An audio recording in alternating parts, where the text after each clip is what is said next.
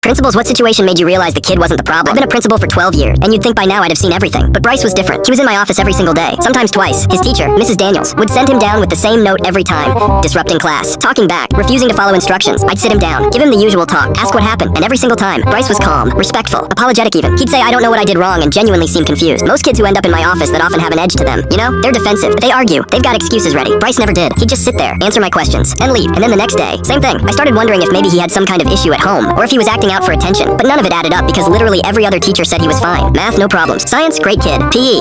Coach said he was one of the most cooperative students he had. Just Mrs. Daniels' class. So I made a decision most principals don't have time for. I cleared my schedule one morning and sat in on her class. Not announced, not planned. Just walked in with a clipboard and took a seat in the back. Mrs. Daniels looked surprised but didn't say anything. Bryce was sitting in the far back corner, separated from the rest of the class by 2 empty desks. Weird setup, but okay. Class starts. She's going over a reading assignment. Bryce has his hand up. She calls on someone else. Fine. Maybe she didn't see him. 2 minutes later, same thing. Hand up. She skips him. Calls on another student. Then again, and again. By the 4th time, I'm watching this kid's face, and he looks like he's about to implode. He finally puts his hand down and says, not yelling, just says, are you going to call on me or not? And Mrs. Daniels stops mid-sentence, gives him this look like he just spit on her desk, and goes, Bryce, we wait our turn. I almost stood up right then, but I stayed quiet, kept watching. She goes back to teaching, moves on to the next section. Bryce puts his hand up again. She looks directly at him, makes eye contact, and calls on the kid sitting 3 seats away. Bryce drops his hand, shakes his head, mutters, you're kidding, right? And she snapped, Bryce, office, now. I watched this kid pick up his stuff, completely defeated, and walked toward the door. I got up, told him to wait in the hallway, and walked back into that classroom. I asked Mrs. Daniels to step outside. She followed me out, still holding her dry erase marker like a weapon. I said, I just watched you ignore that kid 5 times in a row and then send him out for reacting to it. She goes, he has an attitude problem. I pulled out my phone, opened up the school system, showed her Bryce's record. 0 referrals from anyone else. 0 behavioral issues. Perfect attendance. Above average grade. I said, he doesn't have an attitude problem. He has a you problem.